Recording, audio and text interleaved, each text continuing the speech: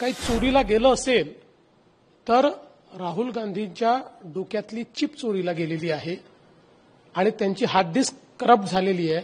म्हणून त्या गोष्टी रोज बोलतात, रोज खोटं बोलतात, खोटं बोलून पळून जातात, वेगवेगळे आकडे देतात. मागच्या वेळेस म्हणाले महाराष्ट्रात 75 लाख वोटर वाढले, आता म्हणाले महाराष्ट्रात 1 कोटी वोटर वाढले. दरवेळेस काहीतरी नवीन सांगून सनसनी निर्माण करण्याचा प्रयत्न करतात. पुढच्याही निवडणुकीत त्यांना निवडून येता येणार नाही, बिहारमध्ये त्यांना निवडून येता येणार नाही. म्हणून हे कव्हर फायरिंग आहे की आधीच त्या ठिकाणी फायरिंग करून ठेवायचं, अशा प्रकारचा त्यांचा प्रयत्न चाललेला आहे. माझा एक त्यांना प्रश्न आहे राहुल गांधींना, तुम्ही वारंवार म्हणता ना वोटर लिस्टमध्ये प्रॉब्लेम आहे. मग आता जर निवडणूक आयोगाने बिहारच्या लिस्टचं कॉम्प्रिहेन्सिव्ह रिव्हिजन सुरू केलं तर त्याला तुमचा विरोध काय? राहुल गांधी ज्या प्रकारे परत एकदा प्रश्न उपस्थित केलेला आहे की महाराष्ट्राची विधानसभा निवडणूक झाली तर त्यामध्ये काही वोटांची चोरी झाली, काय म्हणाल तुम्ही? परत एकदा खरं सांगायचं तर वोटांची चोरी न महाराष्ट्रात झाली आहे न भारतात कुठे झाली आहे. काही चोरीला गेलं असेल तर राहुल गांधींच्या डोक्यातली चिप चोरीला गेलेली आहे आणि त्यांची हार्ड डिस्क करप्ट झालेली आहे. म्हणून त्या गोष्टी रोज बोलतात,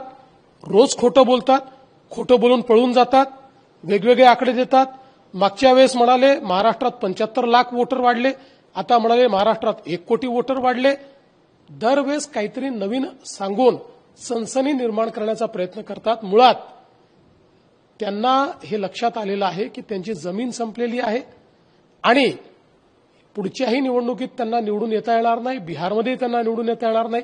म्हणून हे कव्हर फायरिंग आहे की आधीच त्या ठिकाणी फायरिंग करून ठेवायचं, अशा प्रकारचा त्यांचा प्रयत्न चाललेला आहे.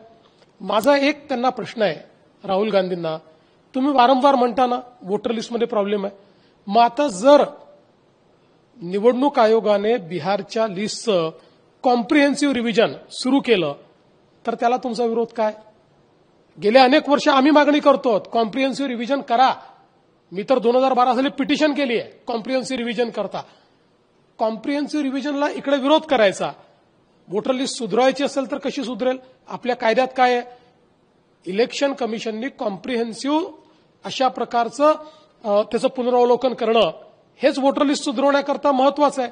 त्यालाही विरोध करायचा आणि वोटर लिस्ट खराब आहे असंही म्हणायचं. म्हणजे एक प्रकारे भारताच्या ज्या काही आपल्या लोकशाहीने तयार केलेल्या संस्था आहेत, या संस्थांवरनं लोकांचा विश्वास उडला पाहिजे, भारताच्या लोकशाही प्रक्रियांवरनं लोकांचा विश्वास उडला पाहिजे, भारतामध्ये अराजक तयार झालं पाहिजे, अशा प्रकारची मानसिकता राहुल गांधींची दिसते. कारण त्यांना त्यांच्या पक्षाकरता पुढे भविष्य दिसत नाहीये.